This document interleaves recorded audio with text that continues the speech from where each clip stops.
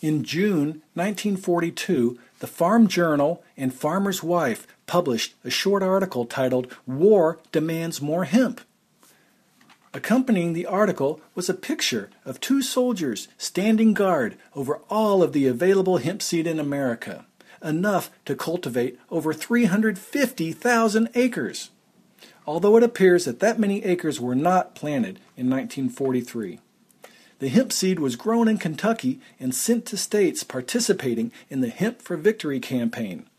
As we have seen throughout these hemp history lectures, this article contains a poignant quote, "Greatest trouble with hemp production to date has been getting the fiber out."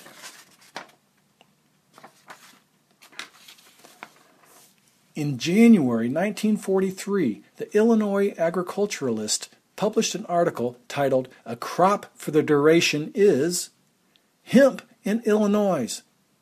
In it, Larry Mowers wrote that they were trying to grow 60,000 acres of hemp in Illinois to meet the demand of the Army. War Hemp Industries built 15 hemp mills in Illinois.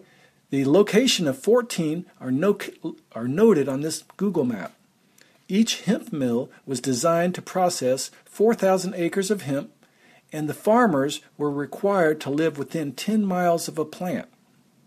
The farmer's land must also have had a sufficient amount of nitrogen, which hemp needs to thrive. At harvest time, the government rented machinery and operators to the farmers for $5 an acre, and the government agreed to pay the farmers between $30 and $50 per ton of hemp, depending on its quality. Even in the 1940s, field retting was still the standard method of preparing hemp for the mill, even though the hemp had to be manually turned in the field halfway through the retting process. In 2001, the Rock River Times reported that during World War II, German prisoners of war were used to harvest hemp's first hemp crop in 1943. 52 truckloads of hemp were taken to the hemp mill in Polo, Illinois for processing.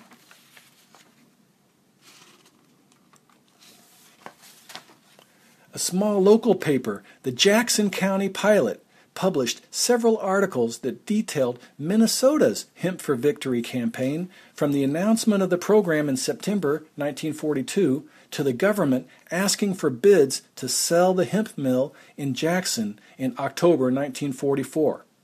So instead of possibly creating a new industry that would employ hundreds, if not thousands of Americans, our government rather cold-heartedly pulled the plug on this industry.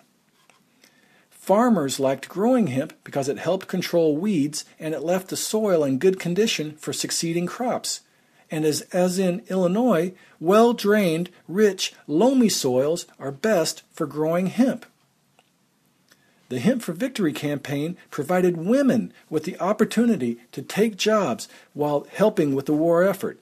An advertisement for 300 men and 100 women assisted with the growing women's rights campaign.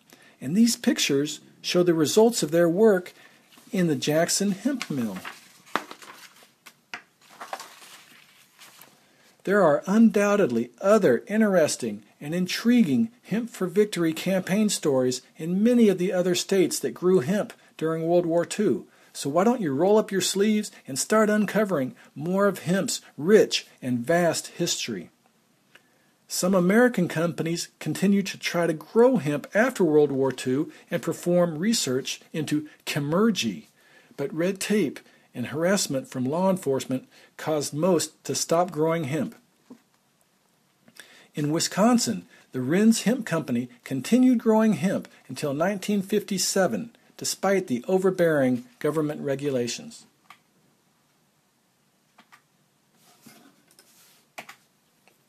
This stand of feral or wild hemp in Minnesota is a remnant of that state's Hemp for Victory campaign.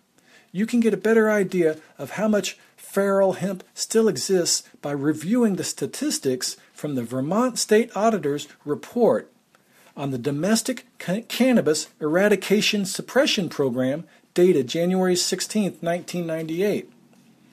This report details and it shows over 150 million so-called ditchweed cannabis plants were eradicated in 1996 in both South Dakota and Missouri. So both of those states, in South Dakota had over 189 million plants eradicated.